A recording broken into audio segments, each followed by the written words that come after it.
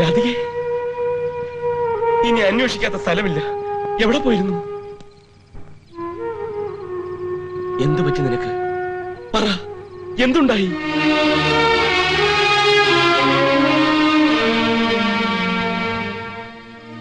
എനിക്ക് നിങ്ങളെ അറിയില്ല. ചെറുപ്പം തൊട്ട് ഞാൻ രാജേട്ടാന്ന് വിളിച്ച ആളല്ല നിങ്ങൾ.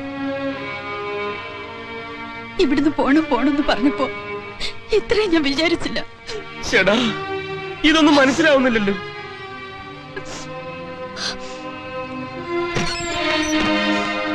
രാധിക, ചെറുപ്പം മുതൽ നീ രാജേട്ടാന്ന് വിളിച്ചെങ്കിൽ ഞാൻ ഇപ്പോഴും ആ പഴയ രാജേട്ടൻ തന്നെ. പക്ഷെ വല്ലതും പറയാനുണ്ടെങ്കിൽ അത് തെളിച്ചു പറയണം. ഇനി അങ്ങനെ ഒരു ബാധ്യത എനിക്ക് നിങ്ങളോടില്ല. നിങ്ങളുടെ മുഖം എനിക്ക് കാണണ്ട.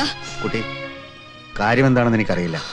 പക്ഷെ ഒന്ന് ഞാൻ പറയാം, ഇവനോട് ഇത്രയും ക്രൂരമായി സംസാരിക്കരുത്. എനിക്കറിയാം കുട്ടിയോട് ഇവനുള്ള സ്നേഹം. കുട്ടിയെ കല്യാണം കഴിക്കാൻ ഇവൻ പെട്ട പാട്. എന്നെ മാത്രമല്ല, അങ്ങനെ പല പെൺകുട്ടികളെയും. അതല്ലേ കൂടുതൽ ശരി. ഇന്നിവിടെ വന്ന ആ സ്ത്രീയെ ഞാൻ പോയി കണ്ടു. എല്ലാം അറിഞ്ഞു. രാധികേ, രാധികേ, കതവ് തുറക്കാൻ. രാധികേ, രാധികേ. ഇങ്ങനെ മുന്നും പിന്നും നോക്കാതെ എടുത്തിയാടി പോകരുത്. ഞാൻ പറയുന്ന ഒന്ന് കേൾക്ക്. നിനക്കിതെങ്ങനെ വിശ്വസിക്കാൻ സാധിക്കുന്നു? നീ ഒന്ന് ആലോചിച്ച് നോക്ക്. നമ്മൾ ഇന്നോ ഇന്നലെയോ വഴിവെക്കിൽ വെച്ച് പരിചയപ്പെട്ടവരല്ല. പണ്ട് നീ പറഞ്ഞത് ഓർമ്മയുണ്ടോ? എന്റെ ഒരു പുരിക അനങ്ങിയാൽ അതിന്റെ അർത്ഥം പോലും നിനക്ക് മനസ്സിലാകുമെന്ന്. ആ കഴിവ് നിനക്ക് നഷ്ടപ്പെട്ടോ? വാ, നമുക്ക് വീട്ടിലേക്ക് പോവാം. എന്നെ തുടരുത്. പൊയ്ക്കോ, എവിടെ വേണേലും പൊയ്ക്കോ. ഞാൻ ഇനി സത്യം തുറന്നു പറയാം. ഈ പെണ്ണിനെ മാത്രമല്ല, വേറെ ഒരുപാട് പെണ്ണുങ്ങളെ ഞാൻ കല്യാണം കഴിച്ചിട്ടുണ്ട്. കൊല്ലം, കോട്ടയം, ചങ്ങനാശ്ശേരി, ഒറീസ, ബീഹാർ, അട്ടപ്പാടി തുടങ്ങിയ എല്ലാ സ്ഥലങ്ങളിലും എനിക്ക് ഭാര്യമാരുണ്ട്. കുറെ എണ്ണത്തിന് ഞാൻ കെട്ടിക്കഴിഞ്ഞ് കഴുത്തിയരിച്ച് കൊന്നിട്ടുണ്ട്. എന്നിട്ട് ആഭരണങ്ങൾ തട്ടിയെടുത്ത് അത് വിറ്റ് ബാങ്കിലിട്ടിട്ടുണ്ട്. നിന്നെ എനിക്ക് താല്പര്യമില്ല, പക്ഷെ നിന്റെ ആഭരണങ്ങൾ എനിക്ക് വേണം. രാധിക, എന്തായത്? വീട്ടിലേക്ക് വരാനാ പറഞ്ഞത്. രവീട്ട് നന്നേ പറഞ്ഞതാ നിങ്ങൾ കള്ളനാണെന്ന്. അത് സത്യമാണെന്ന് ഇപ്പോഴാണ് എനിക്ക് ബോധ്യമായത്. ആണോ? എങ്കിൽ നീ പൊയ്ക്കോ. ഒരു ഉപകാരം ചെയ്താൽ മതി. പോകുന്ന വഴിക്ക് എന്റെ വീട്ടിൽ കയറി ഒരു വിവരം പറയണം. രാജേന്ദ്രൻ മരിച്ചുപോയെന്ന് പറഞ്ഞേക്കാം. അതേറ്റില്ല. പറയാറായിട്ടില്ല. അവളുടെ മനസ്സ് എനിക്കറിയാം. അവൾ തിരിച്ചു വരും. അവളെ വിളിക്കും. അയ്യോ, അയ്യോ രാധികേ, വണ്ടി നിർത്ത്, വണ്ടി നിർത്ത്. ഇതെന്താ സംഭവം? ഇതാ വർമ്മയുടെ ആൾക്കാരാ.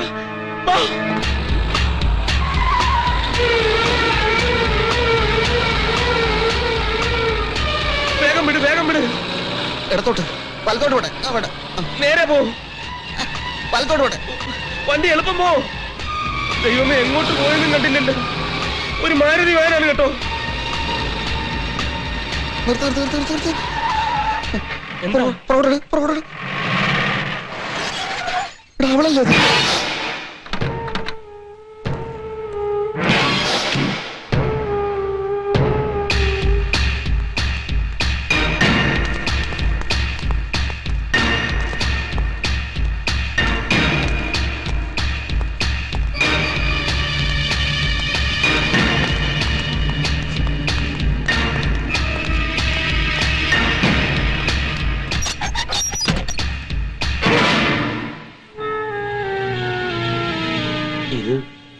എങ്ങനെ കുട്ടി ഇവിടെ?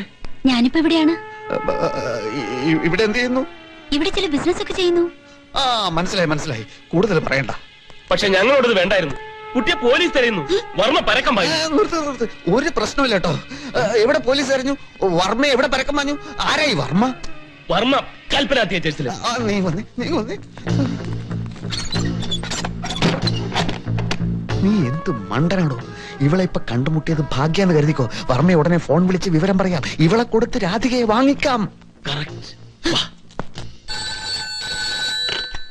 ഹലോ, കൽപ്പന തിയേറ്റേഴ്സ്. അതെ, ഞാൻ രാജേന്ദ്രന്. രാജേന്ദ്രൻ, ബ്രിട്ടോളി രാജേന്ദ്രൻ. എല്ലാത്തിനും മാപ്പി ചോദിക്കുന്നു. ദേവി ഇതെന്റെ ഭാര്യയെ ഉപദ്രവിക്കരുത്. നിങ്ങളുടെ യഥാർത്ഥ മകൾ ഇവിടെ ഒരു വീട്ടിലുണ്ട്. ഉടനെ വന്ന് കൊണ്ടുപോയിക്കോളൂ.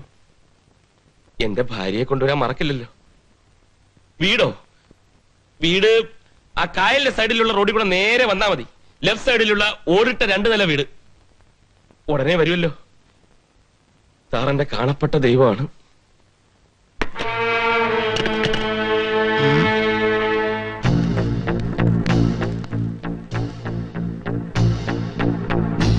വർമ്മ ആള് ചതിയനാണ്. ചിലപ്പോ നമ്മളെ ചതിച്ചെന്നിരിക്കും. രാധിയെ കയ്യിലോട്ട് കിട്ടിയിട്ടേ ഇവളെ അങ്ങോട്ട് വിട്ടുകൊടുക്കാവൂ. അപ്പൊ ഒരു കാര്യം ചെയ്യാം, നമ്മൾ ഇവിടെ നിൽക്കേണ്ട, അകത്ത് കയറിയിരിക്കാം. ജനലിൽ കൂടി ആവാം സംസാരം. അതാണ് സേഫ്റ്റി.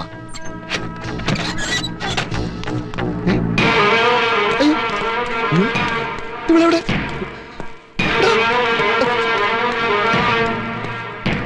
ഇവളിതെവിടെ പോയി?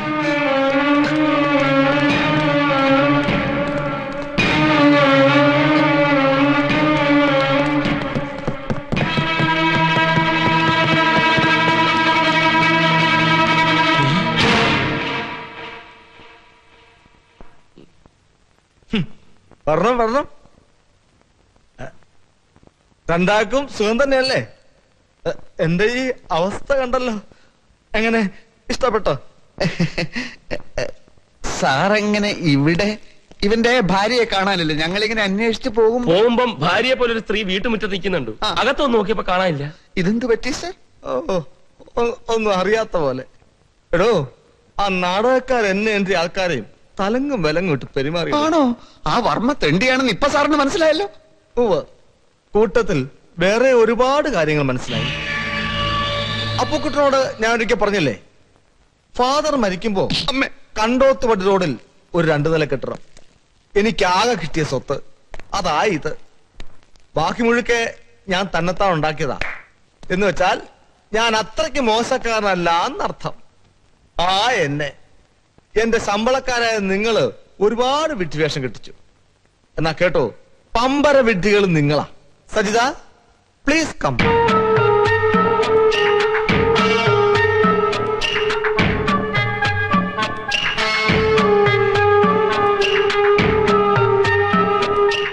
ഇത് തന്നെയല്ലേ രാജേന്ദ്രന്റെ ഭാര്യ?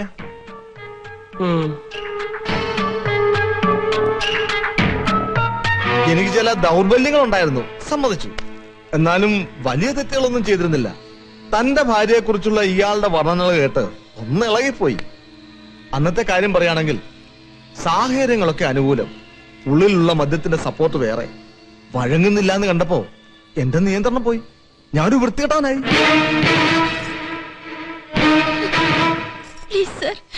എന്നെ ഉപദ്രവിക്കരുത്. മുൻപ് കണ്ടിട്ടില്ലെങ്കിലും കുട്ടിയുടെ രൂപം എന്റെ സ്വപ്നങ്ങളുണ്ടായിരുന്നു. അപ്പുക്കുട്ടൻ പറഞ്ഞപ്പോ മുഴുവൻ ഞാൻ വിശ്വസിക്കുന്നില്ല. പക്ഷേ അയാളുടെ വർണ്ണനകൾക്കപ്പുറത്താണ് നീ.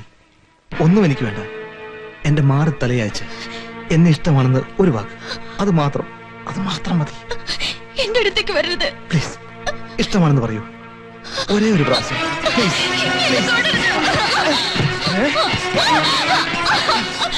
എന്റെ ഓഫീസിലെ പിയൂണായ നിന്റെ ഭർത്താവിനെ പിടിച്ച് മാനേജരാക്കി വെറുതെ അല്ല, റിസപ്ഷൻ ഇത്രയും പൈസ മുടക്കി ഞാൻ മണ്ടറായിട്ടുമല്ല. നീ എന്നെ പിടിച്ച ആളുകളല്ലേ?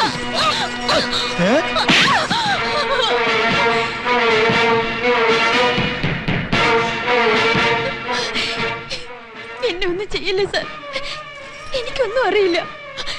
ഗതികേടുകൊണ്ട് ഞാനിവിടെ വന്ന് പെട്ടതാണ്. അയാളുടെ ഭാര്യയായിട്ട് അഭിനയിക്കാൻ.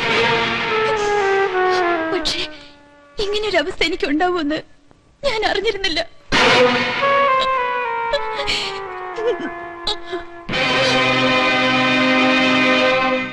അങ്ങനെയാണല്ലേ നിങ്ങൾ രണ്ടെണ്ണത്തിനെ കളി പഠിപ്പിച്ചിട്ടുള്ള കാര്യമെന്ന് ഞങ്ങൾ തീരുമാനിച്ചു. അന്ന് രാത്രി സജിതയെ കടത്തിക്കൊണ്ട് പോകുന്നത് എന്റെ ഏർപ്പാടില്ല. ഇവളെ കാണാനില്ല, നിങ്ങളെ സംശയമുണ്ട് എന്നൊക്കെ പോലീസ് പറയിപ്പിച്ചതും ഞാനാ. റിസപ്ഷന്റെ ഫോട്ടോ പത്രത്തിൽ കൊടുക്കുന്ന വെച്ചപ്പോ പേടിച്ചു അല്ലേ? സത്യത്തിൽ ഞാനിതൊക്കെ കണ്ട് രസിക്കുകയായിരുന്നു. പക്ഷേ ഇന്നലെ നിങ്ങൾ എനിക്ക് തല്ലു വാങ്ങി തന്നോടെ രസമൊക്കെ അങ്ങ് തീർന്നു. എങ്ങനെ ഇപ്പൊ ഇവിടെ എത്തി? പക്ഷെ എത്തിയത് നന്നായി. 2 എണ്ണം നിങ്ങൾക്ക് തന്നില്ലല്ലേ എനിക്ക് സുഖം ഫീൽ ചെയ്യല. പീതാംബര കൊടുക്ക്. ഈ കയ്യും വെച്ചോണ്ടോ? മാത്യു, പവിത്ര,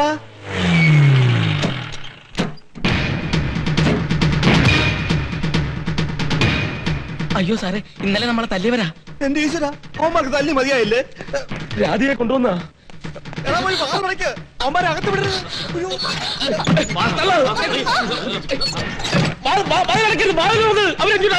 അവരെ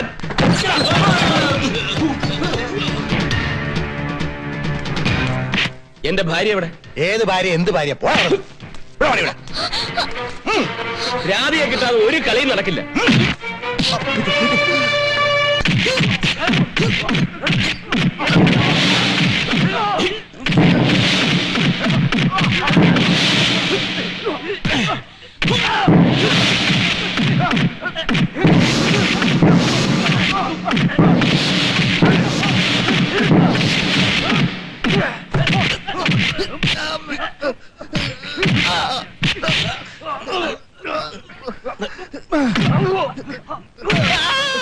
സോറി.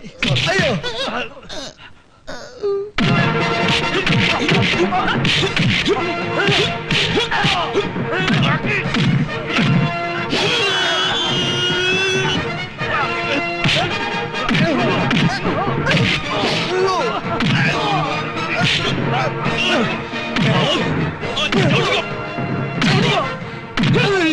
ഒരു ദിവസം വല്ലതും പറ്റിയോ? ഞാൻ അമ്മ ഇടിച്ചു ഒതുക്കിട്ട് വരാം. ചെല്ല്, ചെല്ല്, ചെല്ല്.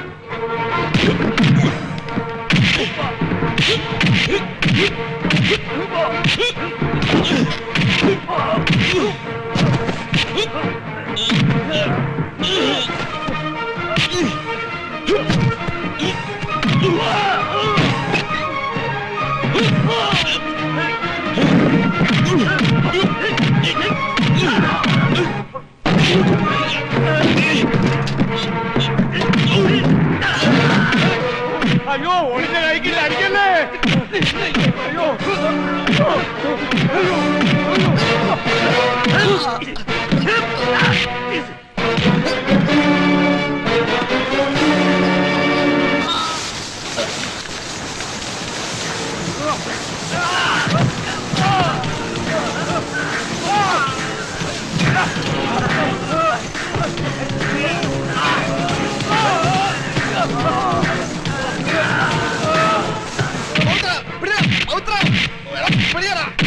എന്നെയല്ല ഇവനെ.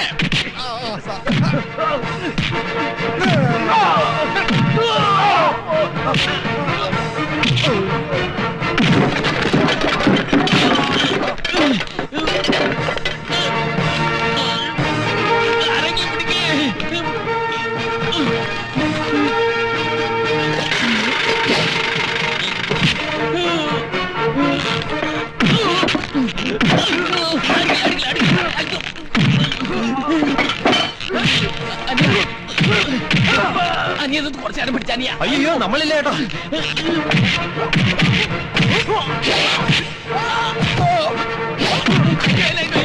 ആരെങ്കിലും ഒന്ന് വന്ന് പിടിക്കേ.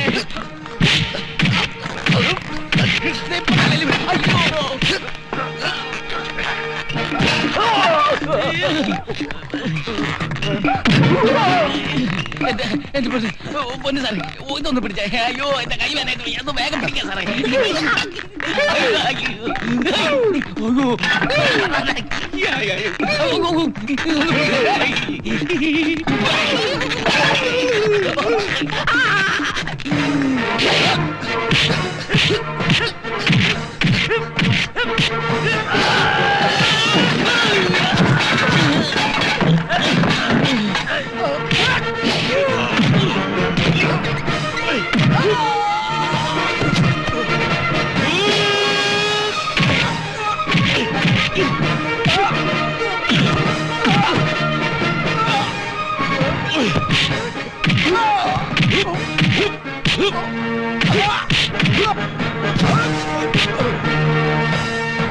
എന്റെ ഭാര്യ എവിടെന്നാ ചോദിച്ചു?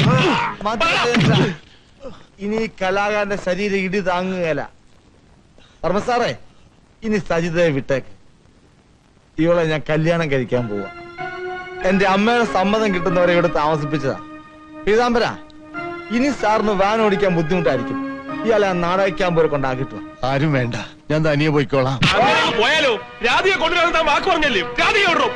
രാജേന്ദ്ര, വിട്ടേക്കടോ. തന്റെ ഭാര്യ എവിടെ ഉണ്ടെന്ന് എനിക്കറിയാം. അല്ല, വിട്ടേക്ക്. വർമ്മ സാറേ, ക്ലിയോപാട്ര കലക്കണം കേട്ടോ. തന്റെ ഭാര്യയെ പിടിച്ചോണ്ട് വന്നത് എന്റെ ആൾക്കാരാ. ഇന്നലത്തെ തല്ലോടുകൂടി വിവിധ രീതിയിൽ തന്നെ ദ്രോഹിക്കണമെന്ന് എനിക്ക് ആഗ്രഹം തോന്നി. അങ്ങനെ അവളെ പിടിച്ചോണ്ട് വന്നതാ.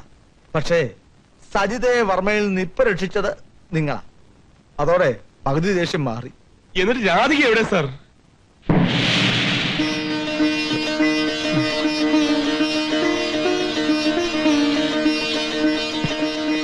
രാധിക, ഇപ്പൊ എല്ലാം മനസ്സിലായല്ലോ. ക്ഷമിക്കൂ, സ്ത്രീ പീഡനമായിരുന്നില്ല എന്റെ ഉദ്ദേശം. എന്റെ ദേഹത്തോടൻ തന്റെ ആൾക്കാർക്ക് എന്താ അവകാശം? രാജേട്ടൻ പറ്റിച്ചതിന് ഞാൻ എന്ത് പഠിച്ചു? ഉപദ്രവിച്ചോ? വേറെ ഇല്ല, വല്ല? ഒന്നും ഉണ്ടായില്ല. ഓ, ക്ഷമിക്കൂ സഹോദരി. ഞാൻ തന്റെ സഹോദരിയല്ല. രാധികെ, ഞങ്ങളുടെ MD ആണ്. എന്തിനായിരുന്നു രാജേട്ട ഇതൊക്കെ? നിന്നെ കിട്ടാൻ വേണ്ടി പല അതിക്രമങ്ങളും ഞാൻ കാണിച്ചു. എന്നാലും നിന്നോട് എനിക്കുള്ള സ്നേഹത്തെ പറ്റി നീ സംശയിച്ചല്ലോ രാധികെ. എന്ന് വെച്ച സംശയം തോന്നുന്ന കാര്യങ്ങളല്ലേ രാജേട്ടൻ ചെയ്തിട്ടുള്ളൂ. അതെ, ഇവന്റെ കുഴപ്പം മാത്രമായിരുന്നില്ല പെങ്ങളെ. ഞാൻ പ്രയോഗിച്ച ബുദ്ധി പലപ്പോഴും പാളിപ്പോയതാ. കേട്ടോ രാജേന്ദ്ര, ഇത്രയൊക്കെ ചെയ്തതിന് എന്തായാലും മിസ്റ്റർ രാജേന്ദ്രന് ഞാൻ ഒരു പ്രൊമോഷൻ കൂടെ തരുന്നുണ്ട്. Thank you sir, thank you very much. Sir, എനിക്കൊരു പ്രൊമോഷൻ ഉണ്ട്, പരിഗണനയിലുണ്ട്. ഇവിടെ ഒരു പരിപാടാനല്ലേ? ഇവിടെ ഉഴുന്നുവട, ഇവിടെ ചായ, ഇവിടെ ഒന്നും വേണ്ടല്ലോ. ഇവിടെ ബ്രൂ കോഫി. ആ ബ്രിട്ടോലി. മാനേജർ ആണെങ്കിലും പ്യൂണാണെങ്കിലും ഞാൻ ബ്രിട്ടോളി കമ്പനിയുടെ ഒരു സ്റ്റാഫാണ്. ബ്രിട്ടോളി എന്ന് വിളിക്കുന്നത് കൊണ്ട് അഭിമാനമേ ഉള്ളൂ. ബ്രിട്ടോളി, ബ്രിട്ടോളി നിന്റെ അച്ഛൻ.